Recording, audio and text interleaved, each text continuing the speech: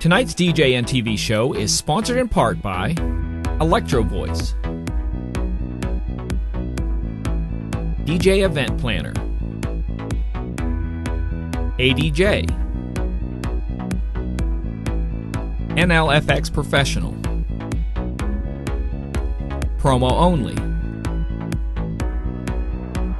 Numark, and DJNTV Insiders.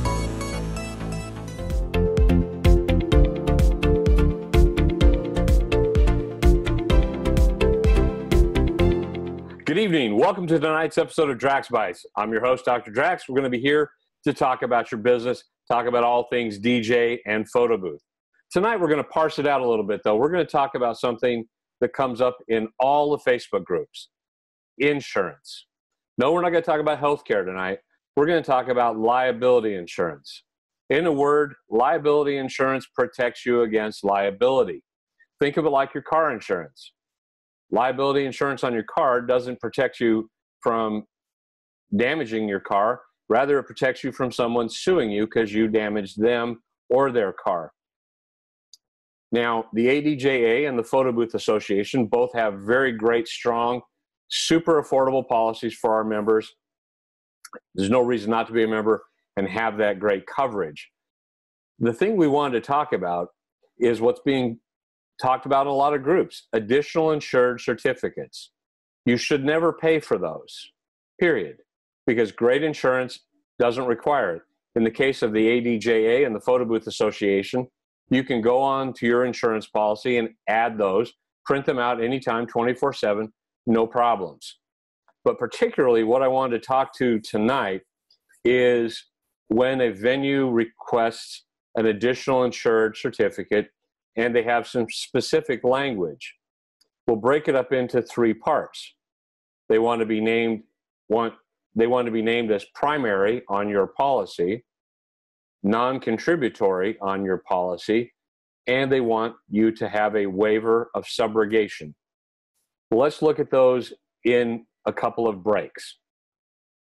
Wanting to be additionally insured on your policy as primary means that your insurance becomes the primary insurance for anything that happens in the venue. Regardless of your responsibility or failure to do anything, you are ultimately responsible. Your insurance and you personally are ultimately responsible for everything. A waiter drops a glass and it shatters and cuts someone's leg, your insurance is going to pay, not the venues. Does that seem reasonable to you? I don't think so. I think that's dumb and stupid. The next thing that further enhances that statement about primary, it's called primary and non-contributory. Essentially, what they want to do is make you responsible even for the things you did not contribute to happening, i.e., a glass falls, breaks, hurts somebody, something in the venue falls over, hurts somebody, you're being made responsible. Right now, DJs and photo boothers get very excellent, affordable, low-cost liability insurance through the ADJA and the Photo Booth Association. So what you want to consider is any event worth losing the opportunity to have that great, inexpensive, high-quality coverage? I don't think so. Because here's the thing that happens. When you get an additional insured certificate, your carrier is going to demand an extra fee for those terms, typically $50 to $100.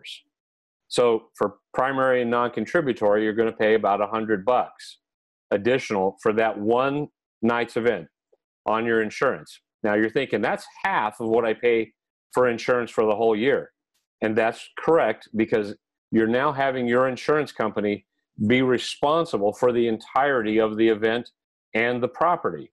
You're responsible if somebody that was a guest at the party started a fire, burned a building down. You would be responsible.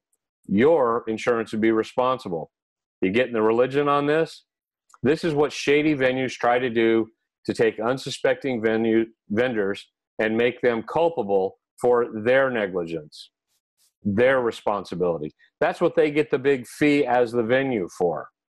You never want to do that. You never want to do this for a client either, period.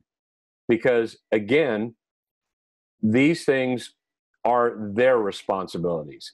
Your responsibility is to provide liability insurance and an additional insured certificate for venues or clients to say that they'll be protected by your insurance in the event of accident or injury caused either by your negligence or by your an act of commission or an act of omission. Omission meaning something you failed to do. Commission meaning something you did that was dumb, like you put a speaker on a tripod without having the support fully tightened, and so the stand at some point just pancaked and the speaker falls over and whacks grandma in the head. Not a good situation. So now let's move on to the next and another more important element, not more important, but equally important that you pay attention to. When someone asks for a waiver of subrogation, what they're meaning is they want you to take all the responsibility and not be able to subrogate any of the loss to someone else who actually was contributory or had responsibility. For example, in our aforementioned example, the venue, a glass falls, breaks, it shatters, it flies in someone's eye, and they're blind. You're going to be responsible. But you can't make the venue employee responsible through subrogation because they've made sure you've waived it, which means you've waived your rights to subrogate. A further example would be you're at an event. You're doing your photo booth.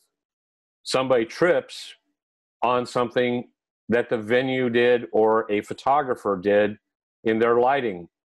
They can now sue you, and you will be responsible in place of the venue for the actions of the photographer. Because again, when you become primary and non-contributory, that makes you responsible for anything that happens, including what the photographer does or fails to do. And waiving your right to subrogate means you cannot go after him for the injury or loss that he created. Bad, bad juju. You don't want to do this. Now, some people have told me, well, I would pay that money because it's a big, large event, like tens of thousands of dollars. Well, first of all, I don't know any mobile DJ making $25,000 as a mobile DJ to show up and play music and be a mobile DJ. Typically, when you see those kinds of numbers, the people are actually being more of a production company. They're doing a lot of extra things. So that's really not in the mobile DJ or the photo booth discussion. But what you want to focus on is understanding what these terms mean. Primary and non-contributory makes you responsible for everything, even things you didn't do. Waiver of right to subrogate means you can't go after the people that actually did cause the problem. Can you see how this could then be such that you get one great photo booth event for $2,000, something happens completely unrelated to your photo booth or your DJ service, and you're on the hook. Your insurance will be having to pay or settle that claim. Well, guess what's going to happen to your inexpensive liability insurance? It's going to probably go away or become very expensive. So last week, I talked about opportunity cost. This is kind of an indirect example of opportunity cost. You have an opportunity to go do an event for what seems like a lot of money, but there's this little clause sitting in there about primary and non-contributory with a waiver of subrogation. And your insurance says, well, okay, here's the risks. We'll add that to the additional insured for, let's just say, $150. Great. Now you're thinking, now what could happen? I've been doing photo booths for 10 years, doing DJ for 20. Nothing's ever happened. There won't be any problem. But lo and behold, something happens. Someone slips on the dance floor. Your photo booth business is now responsible for that, even though you may be in the hallway. Not where I would ever want to be, by the way. You always want to be in the room where the party happens, but you'd be responsible. Same for you if you're the DJ. Somebody gets in a bar fight. You're responsible Because here's the way insurance works. When people get hurt, we live in a not my fault society. Two people get in a bar fight at the wedding. One gets hurt, goes to the hospital. They sue everybody because it's dialing for dollars. They get an attorney and they file a lawsuit and they name every single vendor, every single person that was there in any business capacity. Boom, you're in. Well, the good news is if you have great liability like we provide through ADJA and the PBA, your liability protection protects you against any claims made against you, period, for things that you did or things that you failed to do. Even defends you in the case of specious lawsuits. However, it's limited to cause and condition. One, you're contracted for that event to do the specified service that you provide. And two, there's a hold harmless agreement in the contract which says that you are harmless, held harmless, for anything happens outside of the specific things for which you're responsible. In other words, somebody burns the building down, not your fault. Somebody gets in a bar fight, not your fault. That's why this is such an important clause to have in your contract. It's called a hold harmless. If you're a member of ADJA and the Photo Booth Association, we have examples of hold harmless clauses in the members only area under educational support documents and files. So those things are there to help you, again, have access to a great legal document that you can use. Obviously, always get all your things reviewed by an attorney for application in your state, but we feel very strongly and confidently about these documents being applicable to all 50 states. Now, so as we talk about that event, if you have a waiver of subrogation, you can't go out and go after the party that caused the problem. For example, if somebody starts a fire and burns the venue, causes $500,000 in damage, and a police report turns out to find out who it is. Well, if you've signed a waiver of subrogation, you have told the venue that you will not go after that party, that you alone will be principally responsible, and you won't subrogate to them or anyone else. Particularly, they're mostly interested in you subrogating back to them responsibility that they caused. Do you see now how this is a little nefarious on their part? They're wanting you to become the principal insurer, and they're wanting you to exempt them from you coming back at them for something they actually did at the event. Pretty bad juju. So as you talk about this amongst yourself, understand that words have meanings, and do not sign a contract with these things in them for anybody, period. Not at all without talking to your lawyer, talking to your insurance company, and clearly weighing out the risk and the reward. Now, I'm not going to tell you not to take an event. Well, yeah, I will. I think it's stupid to take a job for 3 and 4 figures as a DJ or a photo booth and take the kind of risk that is implied and comes along with primary and non-contributory and a waiver of subrogation. I tell you not to do it because there's just no amount of money that's going to make that be great. Because honestly, $10,000 or $9,999 is not enough money to cover you for all the years you may have no coverage or have much more expensive coverage, deemed high risk coverage because of a big catastrophic loss, to make it worth doing. You really have to consider what your long-term risks are. You want to really be aware and informed of the decisions. That's why the ADJ has good legal advice that's free to our members. Same for PBA. Again, they get free legal advice. They can write in to our attorney and get an opinion rendered back, and then they can go and maybe even possibly be recommended to an attorney in their area for further counsel.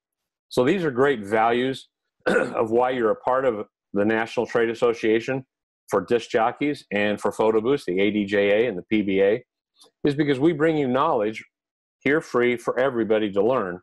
And then we bring you the underpinning benefits and support to help you to run your business in an effective fashion. So now what we want to talk a bit about is property coverage. Property coverage is important if you want your property protected, much like collision and comprehensive are in a car. Comprehensive is glass and miscellaneous stuff. Collision is repairing your car if it's damaged or if it's stolen. So you want to think about those things and weigh up if that's something you want. If you don't want it, don't buy it. But by the same token, don't be upset if something happens and you don't have coverage because you didn't buy it. One sec. Sorry about that. Had to have some refreshment. So with property coverage, the main things to realize is every carrier, more particularly Fireman's Fund that we deal with the ADJA and the Photo Booth Association, they provide solid, great coverage. But they expect you to do the same reasonable things to protect your property that you would do if you didn't have insurance. Here's an example. If your vehicle is wrapped with all kinds of advertising for your company and you're setting up and you're leaving the back of the van or the truck open with all your gear in there or most of it, taking a load into the venue and setting up, well, that's just kind of really dumb because it's basically an open invitation to steal me. We think it's reasonable that you should have an alarm system on every place where the equipment is stored or transported. And in my particular case, I always close the vehicle, lock it, set the alarm. Why? Because I could get inside the venue thinking I'll be 5 minutes, but the catering manager wants to chat about something, and so that turns into 20 minutes. You never want to come back and go, oh, wow, someone just stole 3 boxes of photo booth media, or they stole the other half of my photo booth. Now what am I going to do? You don't want to be in those places. So you want to have good property coverage, but you want to also not be stupid. Stupidity is the number one thing that gets people in trouble. You call any good insurance carrier and they're going to tell you the exact things you must do to protect your property to be covered under your policy. And the same is true for us. You call me anytime, I'll tell you exactly what the do's, what the don'ts, what you get, what you don't. Another thing that comes up with property coverage is people think replacement cost coverage, because that's what is typically sold, means I have a 2-year-old pair of EV ETX speakers. They're sold. Not sold, they're stolen. Well, that doesn't mean that the insurance company is going to buy you a brand new pair of ETX. It means they will give you what that 2-year-old pair of ETX are worth in the marketplace, or they will buy or procure for you a 2-year-old pair of ETX. So it's not like, hey, this is the way to always have the latest gear as it magically gets stolen. You know, same is true with other elements where equipment is lost, stolen, or damaged.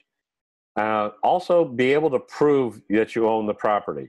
For example, if your website says you do photo booth for $100 and you have a $25,000 photo booth with all the bells and whistles, people are going to be a little reluctant to believe that you really had that booth, unless you have pictures and receipts and evidence that you, in fact, have it.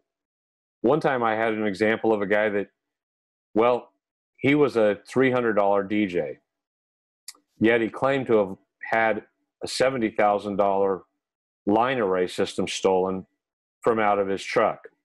But now you don't have to be a rocket scientist to do the math at $300, how many event years will be required to actually earn back what that would have cost him. That's fraud. If you commit fraud, you will never be insured, ever. Ever? Did I say ever? Ever. Read my eyes, read my lips. Ever.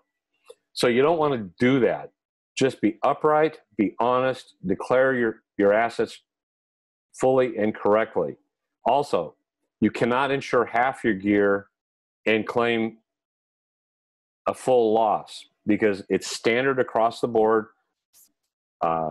State and federal insurance laws have something called reduced coverage, where you were underinsured. What that means is you need to be fully insured. If you have $15,000 in equipment you need to buy $15,000 worth of coverage, unless you say that equipment is zero value and it's not insured. Therefore, if it's stolen, it's not covered.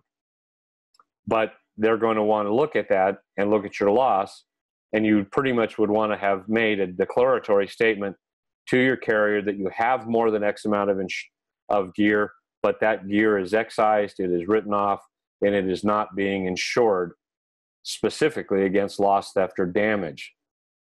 Now, if you put it into service, big risk, because if something happens, then they'll find out about it, and then they will, if you try to sneak one by and say, well, it wasn't that was stolen, it was something else, again, be an upright person and you have no problems. So let's recap, let's rewind and come back around. The venue or the client wants you to sign a contract that has that the DJ will be primary and non-contributory insured for the event on X date. Further, the DJ waives their right of subrogation. Don't sign that contract, period. Go get legal advice. Get it from your insurance carrier and from a good attorney. I think they'll tell you exactly what I am. Does the risk outweigh the reward? And honestly, folks, 99.9% of the time, the reward will never outweigh the risk. The risk, however, will always outweigh the reward. Now, the venue says, we are so thrilled to have you being the DJ service or the photo booth here at the South Beach XYZ Hotel. We, however, need an additional insured certificate, and our lawyers require that it has the following language: that XYZ South Beach venue is added to the insurance as an additional insured as primary and non-contributory insured. In other words, you have now put them in first position in your policy for anything that happens at the venue. And then it further goes on to say, and as such, XYZ photo booth or DJ service further waives their right of subrogation. Boom, really bad. Again, the venue is asking to be named and is declaring you as the service provider to be the primary non-contributory insurer of the event. You just don't want to do it. Again, talk to a good lawyer, talk to good legal counsel and good insurance counsel, and they will give you the right information. And I guarantee you, it's going to back up what I've told you.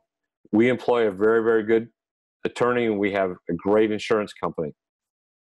Our carrier is Fireman's Fund. It's one of the 3 largest on the planet. They don't mess around, and they just tell it straight.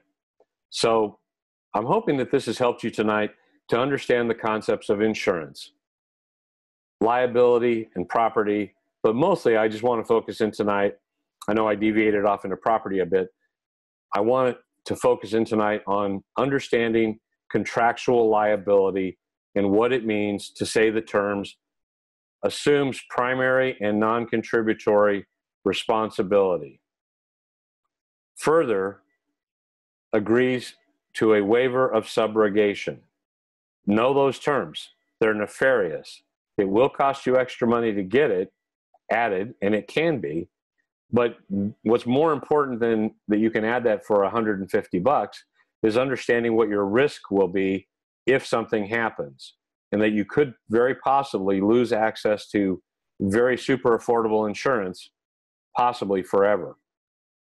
In any case, put your comments down below. You can reach me on Facebook at Hugo Drax, or for the ADJA, Facebook at ADJA, Facebook for ADJA, or you can catch the Photo Booth Association at thephotoboothassociation.com or the Photo Booth Association on Facebook. You can reach me at office at ADJA or admin at the Photo Booth Association. Remember, we're here to help you to build and grow your business, to make it successful, and help you to achieve all the things that you want to in your business. We exist to help you exist, to help you have more joy, more prosperity, and more success. Until next week, when we very well may do a live broadcast, I'm Drax, and it's been great to be with you. Be sure to put those comments down below and reach out in any vehicle with any questions you might have, and I'll try to get them into the next episode. Thanks again. Have a great night.